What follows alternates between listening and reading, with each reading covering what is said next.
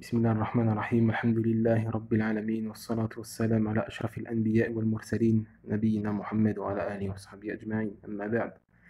Donc on continue Inch'Allah nos cours sur la jurisprudence du mariage et les règles de la compagnie entre les deux époux du Cheikh Suleiman al-Ruhaili hafidahullah.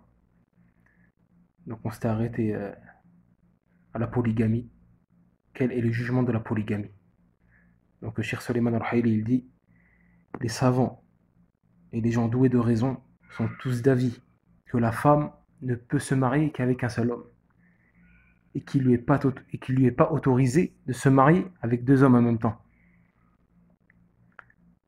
Et la sagesse dans cela est claire, car c'est la femme qui tombe enceinte. Et si elle se marie avec plus d'un homme à la fois, les généalogies des enfants seraient ambiguës et on ne saurait savoir à quel père l'enfant s'affilie si cette femme-là a plusieurs hommes en même temps. Et aussi, la création de la femme et sa nature saine ne peut supporter le fait qu'elle se marie avec plusieurs hommes en même temps. Et c'est Allah qui a créé l'homme, et il sait ce qu'il peut supporter. Et c'est lui qui a créé la femme, et il sait ce qu'elle peut supporter. Et le Cheikh Suleiman il continue de dire, il dit: et les savants sont tous d'avis que la polygamie pour l'homme est légiférée. Car Allah, il dit dans le Coran, il dit: il est permis d'épouser 2, 3 ou 4 parmi les femmes qui vous plaisent. Mais si vous craignez de n'être pas juste avec celle-ci, alors une seule ou des esclaves que vous possédez. Cela afin de ne pas faire injustice. Donc Allah a donné le choix à l'homme de se marier avec 2, 3 ou 4 femmes. Ou bien une s'il a peur de ne pas être équitable entre elles. Et aussi ce qui prouve que la polygamie est légiférée, c'est la pratique du prophète sallallahu alayhi wa sallam. Sa pratique prouve que la polygamie est légiférée, car il s'est marié avec plusieurs femmes. Et pareil pour les compagnons. Beaucoup de compagnons ont pratiqué la polygamie. Et le prophète sallallahu alayhi wa sallam a approuvé cela et n'a pas réprimandé.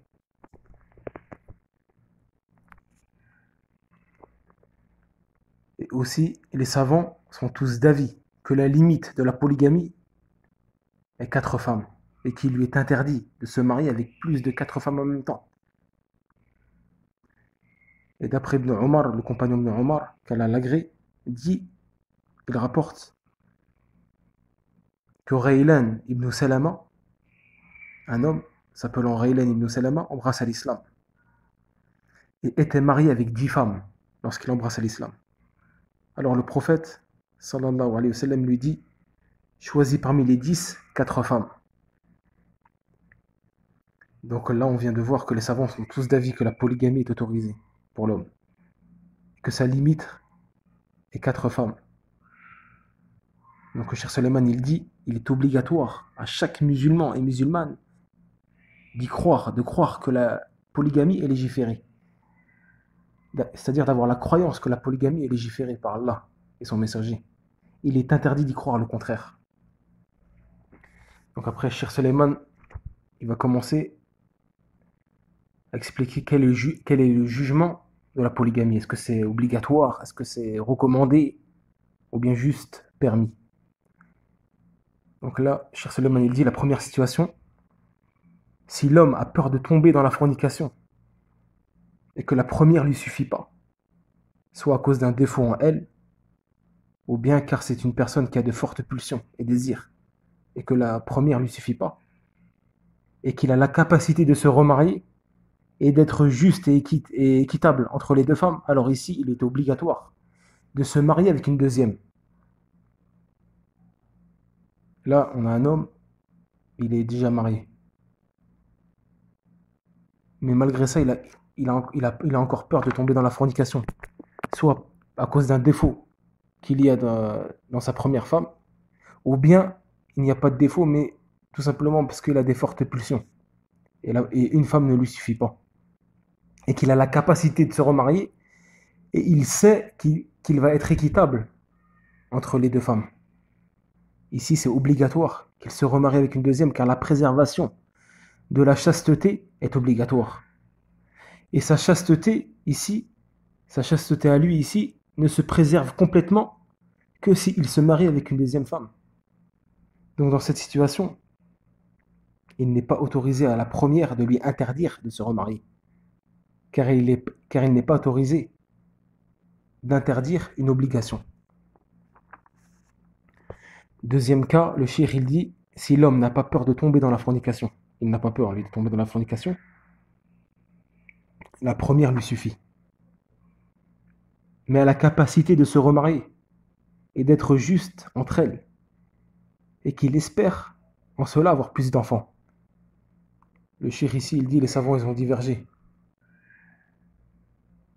Est-ce que la base dans le mariage, c'est la polygamie? Et donc, ce qui est meilleur, c'est la polygamie, ce qui est recommandé? Ou bien est-ce que la base dans le mariage, c'est d'avoir une femme seulement, et que le meilleur, c'est de se contenter d'une femme? Bien sûr, en cas où la personne se suffit de la première, et n'a pas peur de tomber dans la fornication.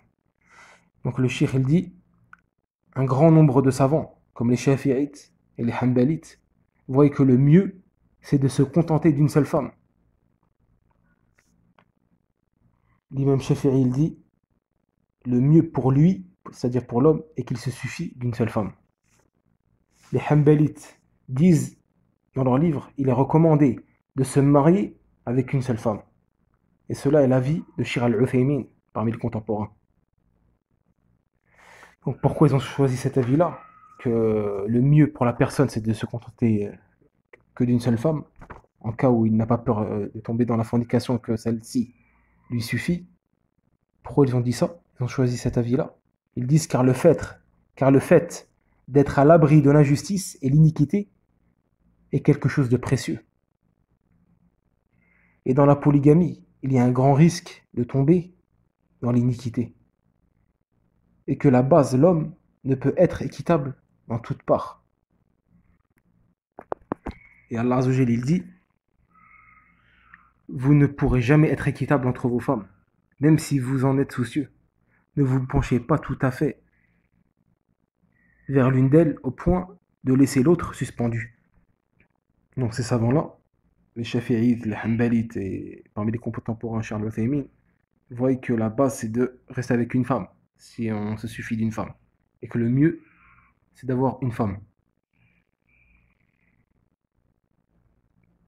Et ils ont donné ce verset comme preuve. Vous ne pourrez jamais être équitable entre vos femmes, même si vous en êtes soucieux.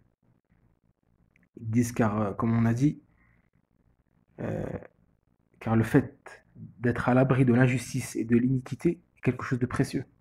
Et la polygamie, il y a un grand risque dans la polygamie de tomber dans l'iniquité. Mais certains savants ont répondu à cette déduction. Ils ont répondu à cette déduction. Ils ont dit que ce qui est voulu dans ce verset, lorsqu'Allah il dit « Vous ne pourrez jamais être équitable entre vos femmes, même si vous en êtes soucieux », c'est-à-dire, ça c'est... Ce qui est voulu ici, c'est les choses que la personne ne peut pas contrôler, comme les sentiments, l'amour. Ici, l'amour, on ne peut pas le contrôler, c'est un sentiment qu'on ne peut pas contrôler. Ça se trouve, la personne elle va aimer la première plus que la deuxième, ou bien la deuxième plus que la première. Ça, c'est quelque chose, c'est dans l'incapacité de la personne de gérer ça. Et c'est ça qui est voulu dans le verset. Par contre, il lui est obligatoire d'être équitable dans ce qu'il peut être équitable. Comme par exemple les actes, les paroles. Les actes et les paroles sont dans la capacité de l'homme. Il peut être équitable dans ça. Contrairement au sentiment et à l'amour. L'amour, on ne contrôle pas. Allah Azza wa Jal, il ne va pas nous demander par rapport à ça. Et nous juger. Par contre, ce qui est en la capacité de l'homme, qui sont les actes et les paroles, ici, il se doit d'être équitable dans les paroles et les actes envers ses femmes, car cela est dans sa capacité. Donc dans le verset, ce qui est voulu, quand Allah il dit vous ne pourriez jamais être équitable entre vos femmes, même si vous en êtes soucieux. C'est-à-dire ça c'est pas pour ressentiment et à l'amour. Donc là certains savants ont répondu aux autres savants qui disent qui, euh, qui argumentent leur avis par rapport à ce verset. Comme quoi, on ne sera jamais équitable entre nos femmes. Donc le mieux, si la personne se suffit d'une femme, est de se contenter d'une seule femme, pour pas être injuste et tomber dans l'iniquité. Mais là, comme on a vu, ce qui est voulu dans le verset, c'est les sentiments et l'amour. Et une autre partie de savants voient que la polygamie est recommandée. Là, on a vu tout à l'heure une partie des savants qui disent que le mieux, c'est de se contenter d'une seule femme si celle-ci nous suffit. Et qu'on n'a pas peur de tomber dans la fornication. Mais une autre partie de savants voient que la polygamie est recommandée. Et que la base dans le mariage, c'est la polygamie. Et non d'avoir une seule femme. À la base, ils disent, ces savants-là, le mieux c'est d'avoir plusieurs femmes. Même si une nous suffit. Le mieux c'est de faire la polygamie. Ça c'est l'avis des Hanafites et des Malikites. Et parmi les contemporains, c'est l'avis de Cheikh Ben Baz, rahimahullah. Et parmi leurs preuves, est qu'Allah a commencé dans le verset par la polygamie. Et seulement à la fin, il a cité la restriction d'une seule femme. Et cela en cas de peur de tomber dans l'iniquité entre elles. Comme on l'a vu tout à l'heure dans le verset, Allah il dit, il est permis d'épouser deux, c'est-à-dire il est permis d'épouser 3 ou 4.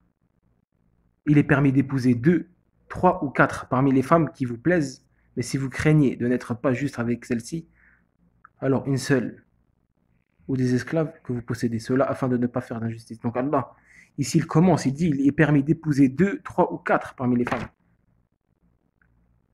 Il commence dans le verset par la polygamie. Donc ils ont dit, vu qu'Allah a commencé par la polygamie dans le verset, alors cela prouve que cela est meilleur. Mais certains savants ont répondu à cela aussi. Parmi eux, Charles Uthaymin a répondu à cet argument-là. Il dit que dans ce verset, il n'y a pas de preuve que la polygamie est mieux. Car Allah, il dit, tout au début du verset, il dit quoi? Juste avant de dire ça, il dit quoi? Et si vous craignez de n'être pas juste envers les orphelins, il est permis d'épouser 2, 3 ou 4 parmi les femmes. Donc il dit quoi, Cheikh Uthaymin? Il faut revenir tout au début du verset. Voilà, il dit, et si vous craignez de n'être pas juste envers les orphelins, il est permis d'épouser 2, 3 ou 4 parmi les femmes. C'est-à-dire que si vous craignez d'être injuste envers les orphelines qui sont sous votre tutelle, alors la porte est ouverte pour vous marier avec celle-ci. En les prenant en deuxième, troisième ou quatrième femme. Parce que certaines personnes, ils ont des orphelines. Certains hommes ont des orphelines sous leur tutelle. Et des gens viennent pour se marier avec ces orphelines-là, mais ils refusent. Ils refusent de les marier. Ça, c'est une injustice envers elles, envers ces orphelines. Donc Allah, il dit quoi? Si vous craignez de n'être pas juste envers les orphelins, il est permis d'épouser 2, 3 ou 4 parmi les femmes, c'est-à-dire de les épouser. Tu les prends en tant que deuxième, troisième ou quatrième. Il n'y a pas de mal. Donc Cheikh Uthaymin, il dit quoi? Donc dans le verset, il n'y a pas la permission. Dans le verset, il y a la permission, juste la permission de se marier avec plusieurs femmes, et non l'incitation. Donc ce verset-là prouve pas que la polygamie est mieux à la base, mais simplement prouve que c'est permis. Donc la deuxième preuve de ces savants qui disent que la polygamie est mieux à la base est que le prophète sallallahu alayhi wa sallam a pratiqué la polygamie. Et le prophète sallallahu alayhi wa sallam ne fait que ce qui est meilleur. Leur troisième preuve que la polygamie est mieux est que dans la polygamie, il y a un grand intérêt, un grand avantage. Cela permet de faciliter aux veuves et aux femmes divorcées de se remarier plus facilement et de préserver leur chasteté plus facilement. Cela permet aussi d'agrandir la communauté musulmane et leur nombre, car forcément, si la personne se marie avec plusieurs femmes, il aura plus d'enfants. Et donc, la communauté musulmane va s'agrandir. Cheikh Suleiman, il dit, leur quatrième preuve que la polygamie est meilleure à la base est que la plupart des hommes pieux de l'islam l'ont pratiquée, comme les compagnons et leurs élèves, les suiveurs, c'est-à-dire les suiveurs des compagnons, et beaucoup de savants de la communauté. Leur cinquième preuve qui prouve que, à ces savants-là, qui prouve que la polygamie est meilleure à la base, et que le compagnon de Abbas, qu'Allah l'agrée, un jour il demanda à son élève, Saïd ibn Jubayr, il lui demanda, es-tu marié? Donc Saïd ibn Jubayr, il lui répondit non. Alors Ibn Abbas lui dit, marie-toi, car les meilleurs de cette communauté sont ceux qui ont le plus de femmes. Donc là, Ibn Abbas, il dit que les meilleurs de cette communauté, ce sont ceux qui ont le plus de femmes.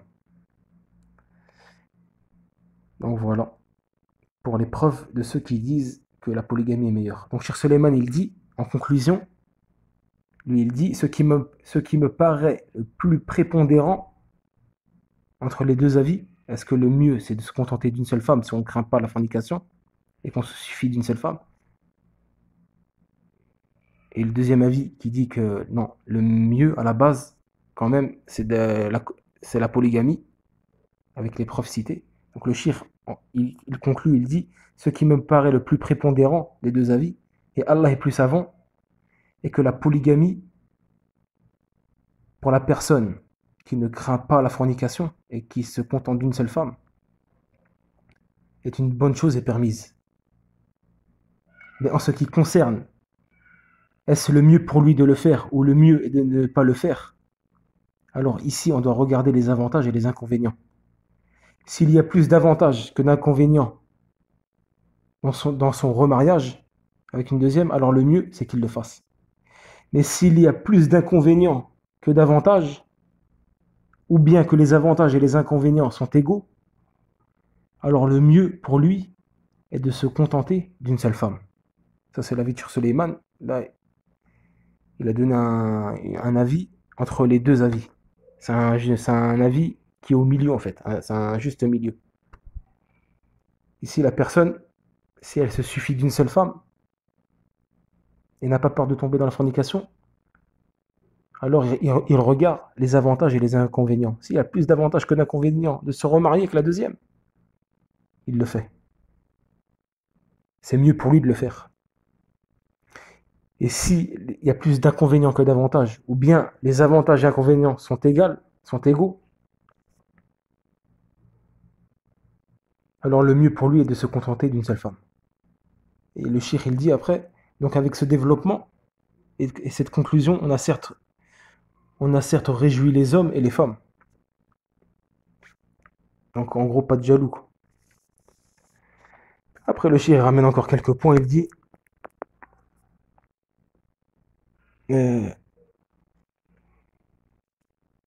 si la personne n'a pas peur, il ramène un autre cas, il dit si la personne n'a pas peur de tomber dans la fornication et que la première lui suffit et qu'il est capable de se marier et ne craint pas l'iniquité entre elles et n'espère pas avoir plus d'enfants, alors ici, pour lui, dans ce cas-là, la polygamie est autorisée et permis. Est permis. C'est pas recommandé, c'est ni mieux, on dit pas aussi que le mieux c'est que tu restes avec une femme, on dit que c'est permis. Tu veux le faire, tu le fais, tu le fais pas, tu le fais pas. C'est permis. Mais s'il a mis l'intention de se marier avec la deuxième, c'est-à-dire pour faire bienfaisance, pour être bienfaisant envers la deuxième, parce que par exemple elle est veuve, ou bien orpheline, ou bien elle est divorcée, etc. Donc il a mis cette intention-là pour se marier avec cette deuxième-là, et il est récompensé pour cette intention. Il ramène un autre cas, cher Suleiman. Suleiman Raheli, il dit, si la personne n'a pas peur de tomber dans la fornication et qu'elle se suffit d'une seule femme, de sa première femme, et qu'il a la capacité de se marier, et qu'il sait qu'il ne va pas être injuste envers ces deux femmes, il va pratiquer l'équité. Mais que le fait de se marier avec plusieurs femmes, c'est-à-dire le fait de pratiquer la polygamie, va le distraire de l'étude de la science, ou bien de la da'wa, de prêcher. Admettons que c'est un étudiant, par exemple, ou bien un prêcheur, etc., un prédicateur, et que s'il se marie qu'une deuxième ou une troisième, cela va le distraire de l'étude de la science, ou bien de faire la prédication, et la da'wa. Alors ici, c'est détestable qu'il se marie qu'une deuxième femme. Ici, c'est détestable. Pourquoi? Parce que ça va le distraire de l'étude de la science, ou bien le distraire de la prédication et la da'wa. Donc là, on a fini. Ça, c'est, voilà, bien sûr, le shir, il dit si ça le distrait. Mais si ça le distrait pas, le fait qu'il se marie avec plusieurs femmes, ça le distrait pas de l'étude de la science, de la prédication, la da'wa, etc. Là, c'est comme on a dit tout à l'heure dans l'explication. On revient à la première explication. Après, le shir ici, il commence, après avoir fini par la polygamie, il commence à citer les mariages interdits. Donc ici, il y a plusieurs mariages qui sont interdits. On va voir, Inch'Allah, au prochain cours. Wallahu a'lam wa sallallahu ala nabiyyina Muhammad.